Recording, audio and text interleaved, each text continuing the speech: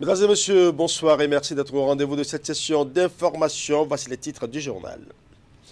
Les nouveaux députés issus des élections législatives du 8 janvier dernier seront bientôt installés à l'hémicycle pour le compte de la 9e législature de 2023-2026. Ils auront à contrôler les actions du gouvernement et voter des lois.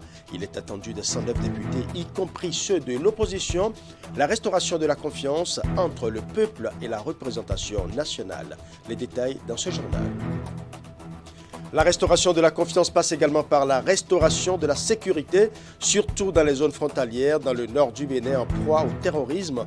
La France accompagne le Bénin dans cette lutte en offrant aux forces armées béninoises 8 véhicules avant blindés pour renforcer la logistique des unités en faction sur le terrain. Dans ce journal, nous allons revivre les temps forts de la cérémonie de réception des moyens roulants à l'état-major général des forces armées béninoises. Et pendant ce temps, le département du Mono continue de recevoir du soutien des mois après les fortes inondations qui ont créé d'énormes dégâts dans plusieurs villes. Cette fois-ci, c'est une solidarité nationale exprimée à travers des vivres et autres articles de grande nécessité déployés et distribués aux populations sinistrées. À la manœuvre de cette opération sociale, le préfet du Mono qui a sillonné plusieurs communes. Voilà plein de titres. Mesdames et messieurs, à nouveau, bonsoir. 109 députés, y compris ceux de l'opposition, sont attendus à l'hémicycle pour le compte de la 9e législature. Ils seront bientôt installés pour la mandature 2023-2026, une période au cours de laquelle ils auront à contrôler les actions du gouvernement et voter des lois. Pour les citoyens béninois qui leur ont accordé leur suffrage, de nouveaux défis attendent les nouveaux députés qui devront travailler à restaurer la confiance entre le peuple et la représentation nationale. Rôle du député et les attentes des citoyens béninois vis-à-vis de la 9e législature, c'est avec Imet Hélène Mousso. Deuxième institution de l'État, l'Assemblée nationale représente le pouvoir législatif. Sa mission, entre autres, est de contrôler l'action du gouvernement. Selon l'histoire, l'Assemblée nationale au Bénin a été très mouvementée et faite d'une succession d'expériences. La 6e a été inaugurée par la Constitution du 11 décembre 1990. Depuis lors, plusieurs autres législatures se sont suivies avec des représentants du peuple élus au suffrage universel direct. Ces derniers se sont attelés à accomplir les missions qui leur sont dévolues. Contrôle de l'action gouvernementale. Donc ça, c'est les rôles classiques dévolus. Mais il y a un autre rôle qui est en lien avec le rôle de la représentation, c'est le rôle social. Le député, c'est l'émanation populaire. C'est l'homme qui est au contact des peuples, c'est l'homme qui est au contact des aspirations populaires.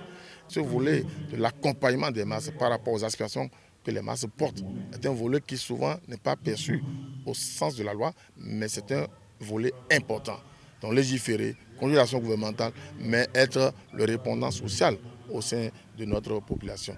Mais le député n'est pas lié à une localité, n'est pas lié à une région. Le député a une tendance nationale. À la suite de la 8e législature, la 9e sera bientôt installée. Au moins 24 femmes sont attendues, comme les 85 élus de sexe masculin. Elles auront à travailler afin de combler les attentes du peuple. Pendant les 3 années d'exercice, certains citoyens rencontrés espèrent qu'ils vont travailler à réinstaurer la confiance entre eux et leurs mandants, travailler pour l'unité et participer véritablement au développement du pays. Le domaine sur lequel nous voulons plus que nos élus quand même puissent discuter avec nos gouvernants, c'est au niveau du social. Il faut qu'il y ait quand même une synergie d'action entre les électeurs et l'élu pour que avant le vote des lois, qu'il discute avec sa base et que aussi après le vote des lois, qu'il vienne discuter aussi avec sa base sur ce qui est dedans pour permettre à la population de comprendre ce qui a été voté. En plus de ça, il faut qu'ils respectent aussi la ligne de leur parti politique.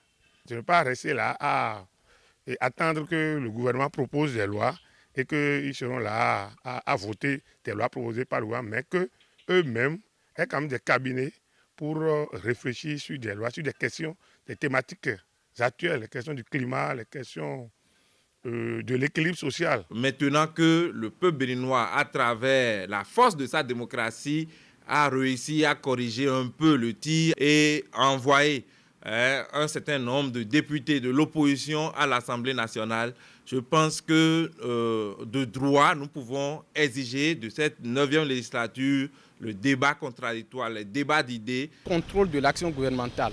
ça a manqué sous la 8e. Il faudrait que ceux-ci se rattrapent. Il faut penser beaucoup plus à des lois qui vont faire la promotion de l'auto-emploi. Parce que la question d'emploi se pose dans le pays.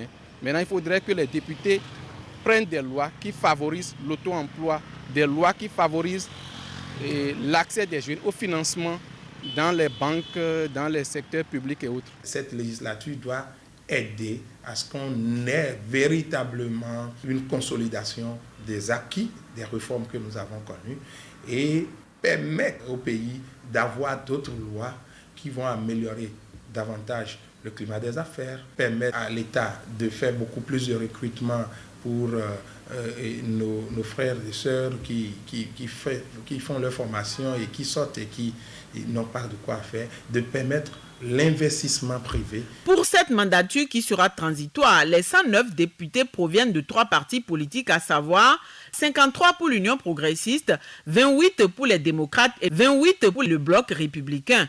Vivement que ces prochains élus portent pleinement les aspirations du peuple.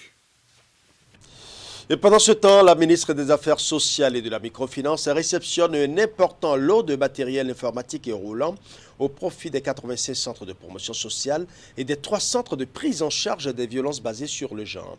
Évalué à 130 millions de francs CFA, c'est un appui de l'UNICEF soutenu par le Canada dans le cadre de la lutte pour l'élimination des violences faites aux filles et aux adolescentes en République du Bénin. Retour sur les temps forts de la cérémonie de réception du matériel avec Oulia Tsanoussi. Du matériel évalué à 130 millions de francs CFA destiné à la prise en charge des enfants et l'épanouissement des filles au Bénin. C'est le fruit de la coopération entre l'UNICEF et le Bénin dans le cadre de la lutte pour l'élimination des violences faites aux filles. Le don est composé de 90 ordinateurs portables, 27 ordinateurs de bureau, 81 tablettes, 13 imprimantes, 8 rétroprojecteurs, 11 clés USB, 11 motos, 2 tablettes d'examen médical et gynécologique et un véhicule de type 4x4 remis de façon symbolique à la ministre des Affaires sociales. Ce don donc du Canada va bénéficier aux 85 centres de promotion sociale du Bénin et aux 3 centres intégrés de prise en charge, les CIPEC. La protection et l'engagement des filles, de nos adolescentes et des jeunes sont des aspects essentiels compte tenu surtout de la que nous voyons aujourd'hui peser dans le nord du Bénin et qui appelle à une mobilisation plus forte de la nouvelle génération pour maintenir la cohésion sociale et prévenir toute forme de violence. Nous sommes convaincus qu'avec les outils adaptés, les agents de votre ministère, Madame la Ministre, pourront renforcer l'exercice accru par les filles et adolescentes du Bénin de leurs droits, notamment leur droit à la protection contre les violences basées sur le genre. Cette assistance en matériel de qualité est en grande partie rendue possible grâce au Canada, remercié par l'UNICEF. Ce soutien vise à améliorer la vie des filles et des adolescentes au Bénin.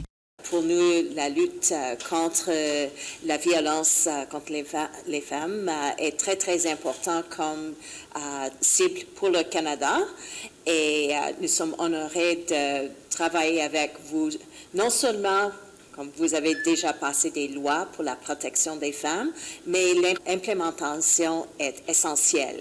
Et nous sommes très heureux de travailler avec l'UNICEF pour l'implémentation avec vos officiels, vos bureaux de CIPEC. Nous vous souhaitons la bonne continuation avec ce projet et la pérennisation de vos efforts. Depuis quelques années, des avancées notables sont notées au Bénin en ce qui concerne la protection et la promotion des droits des filles et des femmes. Tout en saluant l'accompagnement constant de l'UNICEF, la ministre des Affaires sociales reconnaît que cet appui répond à des besoins constatés sur le terrain. Les appuis matériels informatiques ne sont pas un luxe, mais c'est une réelle nécessité. Vous avez vraiment vu juste. Donc, grâce à vos appuis, nos collaborateurs au niveau décentralisé seront dorénavant plus outillés pour s'engager facilement dans les réformes en cours dans le ministère. Je voudrais donc vous remercier sincèrement. Je remercie également la délégation canadienne qui, à travers l'UNICEF, ne manque pas de nous appuyer dans le domaine de la lutte contre les violences faites aux gens en général. Aujourd'hui, c'est un appui en matériel, mais nous savons qu'il y a plusieurs projets dont vous nous faites bénéficier à travers l'UNICEF et nous en sommes très reconnaissants. Au-delà de ce don de matériel, Le ministère des Affaires sociales peut toujours compter sur l'engagement de l'UNICEF et de tous les partenaires pour la défense sans faille des droits des enfants et en particulier ceux des filles au Bénin. D'une lutte à une autre, la France offre 8 véhicules avant blindés aux forces armées béninoises ce vendredi 20 janvier 2023. C'est pour soutenir le gouvernement béninois dans son combat contre le terrorisme qui sévit dans les zones frontalières du Septentrion. Les matériels roulants sont réceptionnés par le chef d'état-major général des forces armées béninoises. C'était à la faveur d'une cérémonie fort simple mais empreinte de solennité. Assimo Kayansengon pour les détails. C'est un geste fort simple mais assez solennel pour officialiser le transfert de ces matériels roulants dans le giron des forces armées béninoises. À travers ce don, la France accompagne le Bénin dans ses opérations de défense et de maintien de paix sur l'ensemble du territoire national. Les 8 VAB, véhicules de l'avant blindés, qui sont mis à disposition ce matin des forces armées béninoises, servaient, il y a encore peu de temps, dans nos unités. Si nous décidons aujourd'hui de nous en séparer au profit du Bénin, c'est parce que nous poursuivons ensemble le même objectif, apporter la résistance la plus ferme au totalitarisme qui s'exprime aux frontières nord du Bénin par le djihadisme. À peine les matériels roulants réceptionnés, le haut commandement militaire s'active déjà pour renforcer le dispositif des unités en faction dans les zones frontalières. Ces blindés pourront être d'une bonne efficacité contre le terrorisme qui sévit de plus en plus dans le nord du Bénin. Les forces armées béninoises n'ont pas la prétention de venir à bout du terrorisme dans une manœuvre isolée. Elles ont conscience de ce que la coopération sous-régionale entre pays aux destinées communes et qui sont aujourd'hui touchés par le terrorisme est nécessaire, mais reste insuffisante pour vaincre l'hydre terroriste. L'illustration de la mobilisation internationale à notre profit est le soutien que vous apportez au Bénin. Ainsi, vous nous cédez ce jour plusieurs véhicules de l'avant blindé. De nombreux autres sont en maintenance et devraient fouler le sol béninois dans quelques mois. Le Bénin, à travers les forces armées béninoises, est sensible à vos efforts à nos côtés depuis le début de cette crise.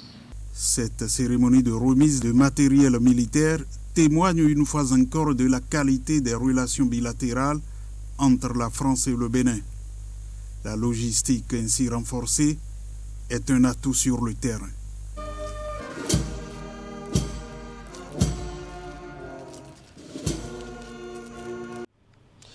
Parlons à présent de l'atelier national de bilan et de capitalisation des acquis du projet d'appui au développement agricole des collines PADAC. La rencontre a réuni les acteurs à divers niveaux ainsi que les responsables de structures impliquées dans le projet. Les échanges sont placés sous l'égide du ministre de l'Agriculture. L'occasion a été celle choisie pour revisiter les actions, les interventions et même les infrastructures réalisées dans le cadre du PADAC. Imet Elena Mousso pour les détails.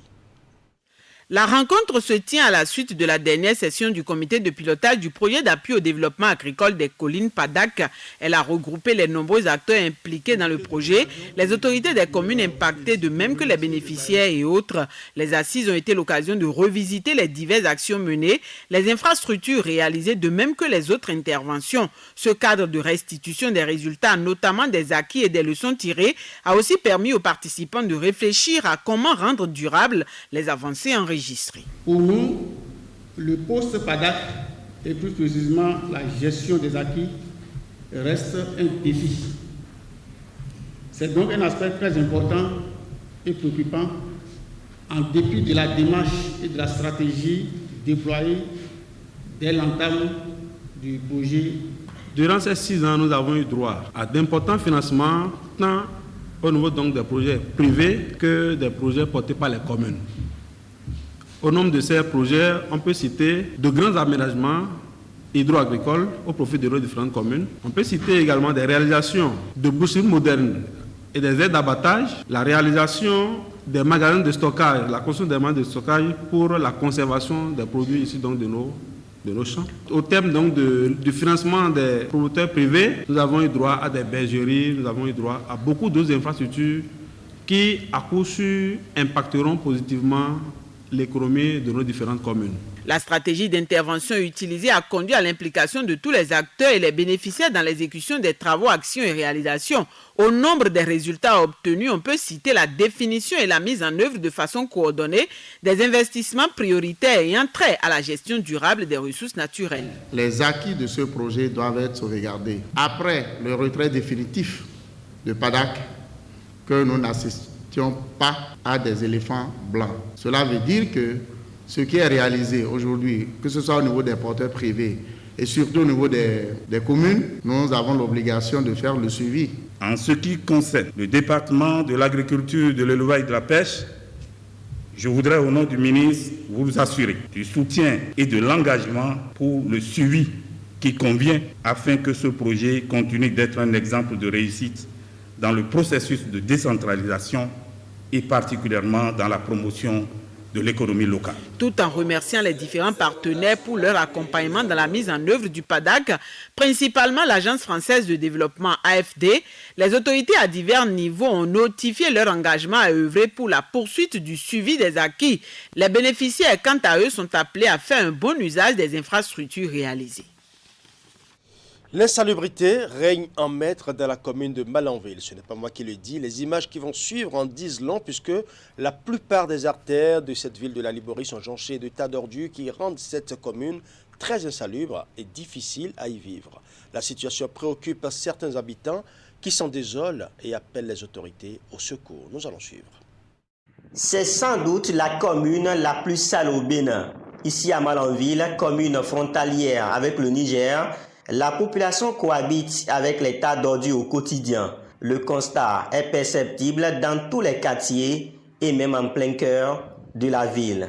Une pollution à nul autre pareil qui date depuis des décennies. Vraiment, il n'y a pas la propriété. Ici, là, on dirait que, comment dit-on, dans la chambre d'impôt, nous sommes tellement dans la chambre d'impôt ici. Ici, il n'y a pas de propriété. Il n'y a pas la propriété ici, tout est désordonné. Donc c'est le fait de jeter des sachets en désordre. La ville là, il n'est pas propre parce que c'est sale. Comme on regarde les derrière de l'hôpital là, ils sont sales trop. Malanville est sale même, Malanville est sale, ce n'est pas même à dire Malanville est trop sale. Maintenant, si on est le balai, peut-être on va donner les talibis là 25 francs, ils vont ramasser ça pour amener ailleurs pour verser. Si on n'est pas trouvé les talibis, on est là dans la salle. Maintenant, je suis arrivé ce matin, j'ai balayé tout, vous voyez, mais on n'est pas ramassé. Il n'y a pas là où on gère les ordures. C'est dans certaines jettent auprès d'une carré de quelqu'un et auprès de... C'est à la voisinale même qu'ils jettent les ordures. Il faut voir, certaines jettent... Chaque jour, il y a des problèmes de salubrité partout dans la ville. Cette pollution environnementale ne laisse personne indifférent et pourtant, rien n'est fait. On a l'impression qu'il n'y a pas de société de pré-collecte des ordures ici. Parce que quand vous voyez des gens qui sortent des ordures, qui les entassent devant leur maison, et ça fait des semaines, des mois sans être ramassés, on est amené quand même à se dire cela. Deuxièmement, vous voyez des carrés vides, les gens entassent des ordures, des déchets là, ça reste là et à des moments donnés, vous allez voir, ils mettent du feu, ils brûlent et on a l'impression qu'on est dans un village totalement. Les soirs, les fumées sont totalement... Sinon, les fumées envahissent la ville. Et c'est cette insalubrité notoire qui suscite une contradiction entre ce qui se dit de cette ville ailleurs et la réalité du terrain. Ceci aux grandes dames de certains citoyens. Ça ne donne pas vraiment l'impression d'une ville comme Malanville qui est quand même une porte d'entrée d'un pays comme le Bénin. La mairie doit prendre ça en charge, doit prendre en charge et tout ça là, ils seraient en train de nettoyer la ville. Et tout ça là aussi, ça crée tellement de maladies. Parce que les sachets jetés partout, tout ça là, ça crée tellement de maladies. Donc nous souhaitons un gouvernement qui puisse nous aider de plus. Si l'absence d'ONG de pré-collecte des ordures dans la commune justifie cet état de choses, les autorités municipales de leur côté sont appelées aussi à prendre des mesures idoines, même au-delà des séances de sensibilisation passées aux mesures répressives, afin de donner une bonne image à Malanville qui abrite l'un des marchés internationaux du Bénin. Allons à présent dans le département du Mono qui continue de recevoir du soutien des mois après les fortes inondations qui ont créé d'énormes dégâts dans plusieurs villes. Cette fois-ci, c'est une solidarité nationale exprimée à travers des vivres et autres articles de grande nécessité déployés et distribués aux populations sinistrées. À la manœuvre de cette opération sociale, le préfet du Mono qui a sillonné plusieurs communes. Narcisse Alossé pour les détails. Après l'angoisse et la détresse, ces populations qui ont été victimes du phénomène des inondations en 2022 dans le département du Mono retrouvent le sourire. Le gouvernement décide de venir à leur chevet avec des emballages pour les soulager. En fait, nous avons bénéficié d'un fonds d'urgence pour 4 communes, les 4 communes les plus touchées, notamment Lokossa, Komé, Grand Popo et Atiémé. Et Bienvenue Miloré a fait le tour de ces 4 communes dont les populations ont reçu de plein fouet les affres des changements climatiques. Et les emballages remis à chaque étape sont composés de vivres et de non-vivres estimés à plusieurs millions de francs CFA. L'événement de ce jour, monsieur le préfet, les populations attendaient ça de vive voix parce qu'ils ont besoin de ce coup de main. Et c'est en cela, nous disons merci. Merci au gouvernement de Patrice Talon pour avoir tendu cette main à la population qui avait tant besoin. Derrière ce geste de soulagement, l'émissaire du gouvernement a demandé aux bénéficiaires d'adopter désormais des comportements devant leur permettre de traverser ce phénomène cyclique sans dégâts. Je pense que ce message a été reçu par les populations en lien avec les élus locaux et communaux. Ils pourront aménager des sites provisoires, soit pour aménager des pâturages, soit pour aménager des sites d'accueil temporaire, ne serait-ce que pour amoindrir de façon conséquente tout ce que nous enregistrons comme dégâts. Selon les statistiques, la commune de Komé a été la moins touchée par ces inondations de 2022, alors que celles d'Atiémé, de Grand Popo et de Lokossa ont enregistré plus de sinistrés. Les pouvoirs publics, eux, se disent prêts à œuvrer chaque année pour que l'eau, connue comme source de vie, ne soit plus une source de détresse pour les populations ici dans le département du Mono.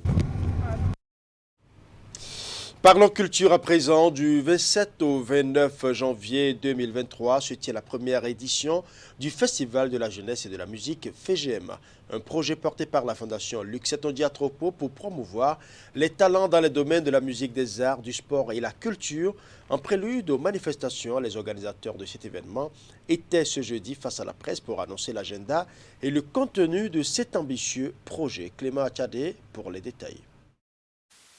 C'est une conférence de presse pour présenter un projet important dans le domaine culturel. Il s'agit du FGM Bénin, inspiré du Festival des musiques urbaines et porté par la Fondation Luc Setonji Atropo. Après la signature d'une convention de partenariat avec la Fondation Magic System, le maire de la ville de Cotonou, en tant que porte-parole de la Fondation, veut annoncer cet événement de renommée internationale. Ceci après plusieurs mois de travaux et de réflexions qui ont accouché un bébé appelé Festival de la jeunesse et de la musique. Son objectif est de contribuer à promouvoir les talents qui existent dans les départements du Bénin, s'agissant de l'art, du sport, de la musique, des danses. Plus spécifiquement, le FGM aidera à offrir un espace de réjouissance au profit des couches sociales, créer un cadre de brassage et d'opportunités de collaboration entre les artistes nationaux et internationaux d'une part et tous les festivaliers d'autre part. Offrir aux jeunes des opportunités de formation et d'emploi. Offrir un projet de promotion des activités et initiatives locales. Un projet ambitieux au profit de la jeunesse et qui présente plusieurs particularités et innovations. Sa principale valeur ajoutée réside sur le volet scientifique du festival, le développement des activités économiques, mais aussi la valorisation des villes qui accueillent le FGM. En témoigne le thème de sa première édition qu'est entrepreneuriat et employabilité des jeunes. À travers ce thème, le festival servira de tribune de présentation des programmes et politiques d'emploi du gouvernement et de tribune de formation des jeunes. Le FGM est annuel et connaîtra aura une phase décentralisée à chaque édition. La ville de Boycon accueillera la phase décentralisée de cette édition qui aura lieu du 27 au 29 janvier 2023. Je voudrais dire un grand merci à Monsieur le maire pour avoir associé Saint-Is à cet événement culturel important. Ce festival, en effet, est complètement en phase avec les piliers et les valeurs de Saint-Is. Pour la réussite de cet événement, plusieurs autres partenaires sont associés. Le FEGEM, c'est aussi plusieurs autres articulations au-delà de la musique urbaine. Il s'agit entre autres du volet sportif avec un marathon prévu pour Cotonou et Boycon, le volet social, le Carrefour Jeunesse, un volet culturel portant sur un grand concert à Cotonou et à Boycon. Voilà, ce sera tout pour ce journal. Merci pour votre aimable attention. Bonne soirée chez vous et surtout bon début de week-end à chacun et à tous.